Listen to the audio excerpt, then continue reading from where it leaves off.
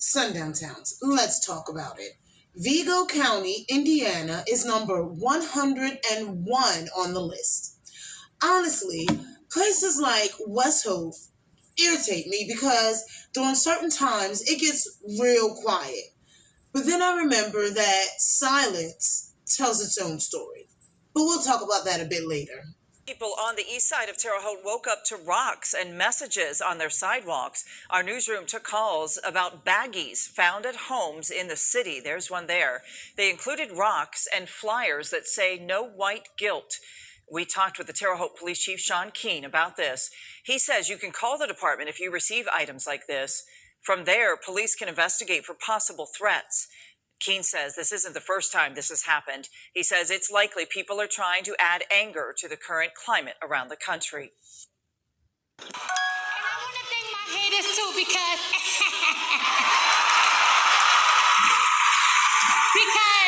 they be downloading my stuff so they can hear it and talk crap about it, but it benefits me.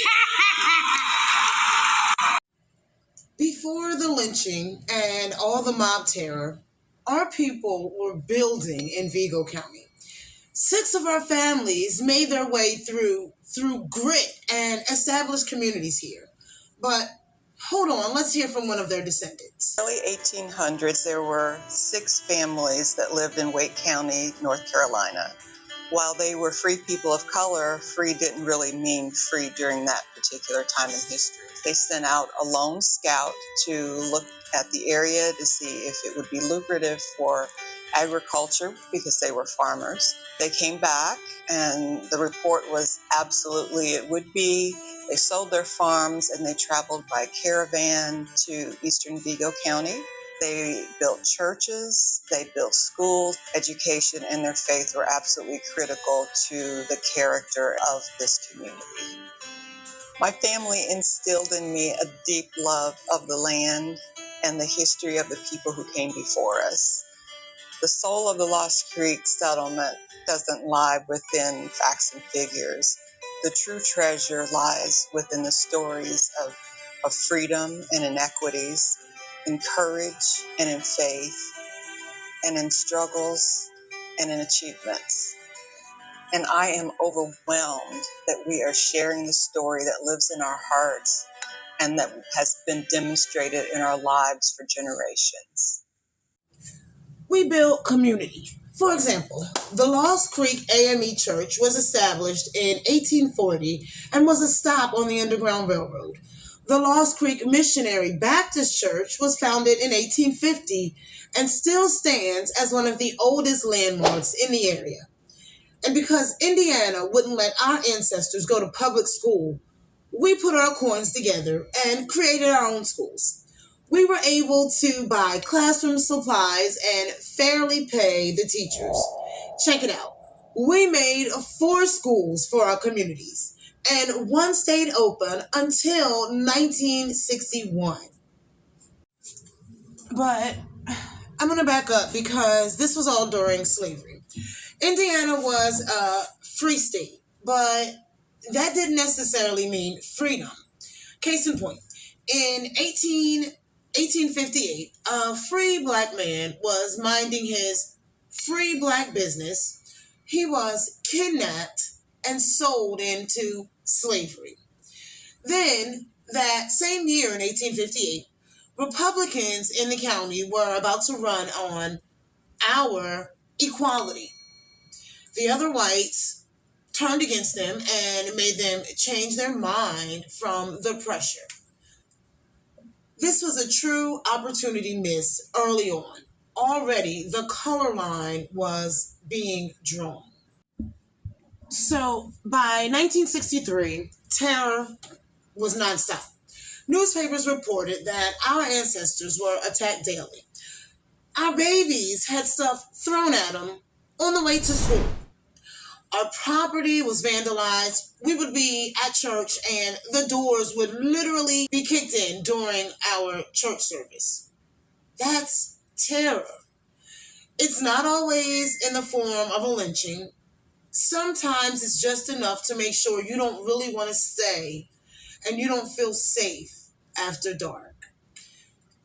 Then Then by 1868, the Klan was active in this county. And according to the paper, they were charging their violence to the Democratic Party. This sounds so familiar. Racism hiding behind politics. In 1879, one of our ancestors spoke publicly about the unaliving of a respected black man named Walt Green. He was unalived by a white man. Nothing was ever done about it. No justice, there was just silence.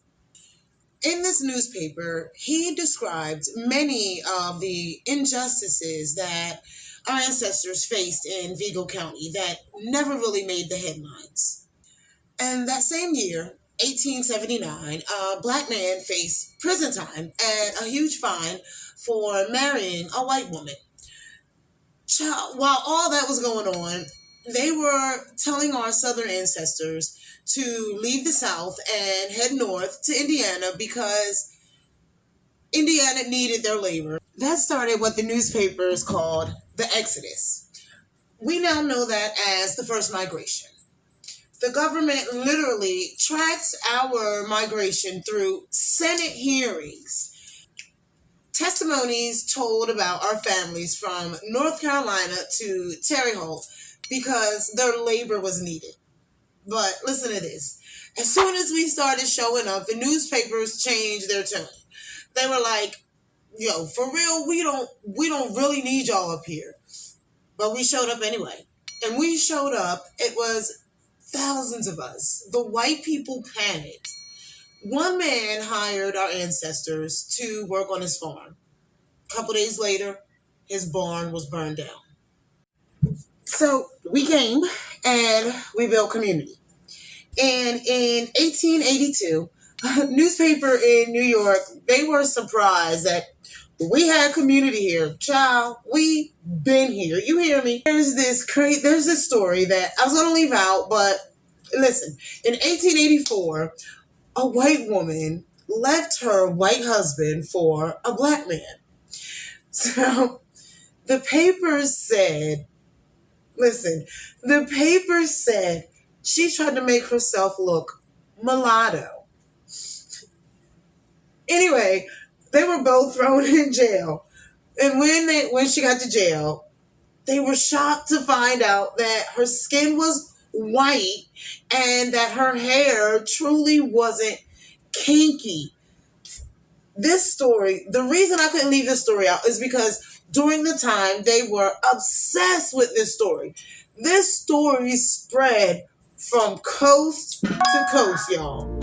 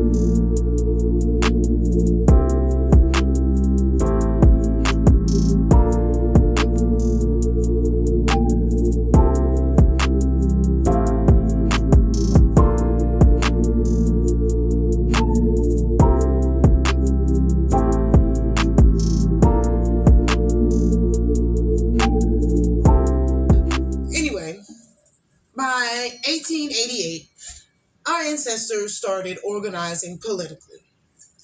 Edward James Roy owned a shop on North 2nd Street. Despite finding some success here, he felt like our people could never truly find success in America. So he moved to Liberia in 1846. He became the 5th president of Liberia in 1870. Back in Vigo County, by 1897, one black officer got into a gunfight with a white officer. The black officer lived to tell the story. He claimed the white officer was provoking him. Now, if the officer was provoking one of their own, you know that there was no safety after dark for us. By the turn of the century, the multiple mob actions proved it. Starting with 1901, Mr. George Ward was lynched from the Wabash Bridge. Listen, the white people took souvenirs. They took pieces of Mr. Ward's body. One person reportedly paid $1 for his toe. What kind of sickness is that? It gets worse. Reports say that women were fighting to get close to the scene. I need y'all to check your family heirlooms, like for real. Let's hear from his descendants. Fairbanks Park in Terre Haute is a place that brings the community together. You'd never know a man was lynched here in 1901. George Ward was my great-grandfather. At this day and age, we'll call him an African-American citizen of Terre Haute. He was a working man. He was a father. He was a husband. Terry Ward is the great-grandson of Vigo County's only known lynching victim, George Ward, a black man accused of murdering a white woman. Terry now lives on the West Coast, but grew up in Terre Haute, unaware of his family's history. In February 1901, a young school teacher was murdered. Her assailant was described as a black man, and Ward apparently confessed to the crime. The chief of police had heard that a mob was coming, so they took him to the county jail there by the river. And it wasn't very long before the crowd showed up. The mob overran the jail and lynched Ward from the nearby bridge. Once they were through with the lynching, they built a pyre on the banks of the river and burned his body. Anywhere from 1,000 to 3,000 people participated. The faces of these people that are just so satisfied with themselves. And that is typical of photographs after a lynching. The incident became a source of shame for the family, who immediately were labeled criminals by mob justice. For the next century, what happened to George Ward was buried in the public consciousness. The Vigo County Historical Museum didn't mention George Ward until last year. EJI and the local NAACP chapter teamed up to have a marker installed at Fairbanks Park. It's been in the dark. We are bringing it into the light, and so we can have this healing process. There will be a ceremony this Sunday to dedicate the marker and acknowledge the injustice done to Ward and his family. It's his hope the marker will help the family and community heal and come together in the pursuit of justice for all. Kids, the same age as my great-grandpa, they learned the hatred. Newspapers said children became obsessed with lynching. They played lynching games. They drew pictures fantasizing about lynching us. After all this, we started leaving. Newspapers documented it. Terror worked. And the terror didn't stop. Another mob tried to lynch someone in 1902 and again in 1903. And when our ancestors were forced out of the nearby town, Evansville, we'll talk about that in another video, they tried stopping here in Terre Haute. They were told, nope, you can't stay here either. Those that stayed in Terre Haute were segregated and boxed into approved neighborhoods. Places like West Terre Haute became off limits. Then, 1907, another mob formed. Over 2,000 people trying to lynch another black man from a bridge. It was stopped again, but look at the pattern. The crowd was always ready.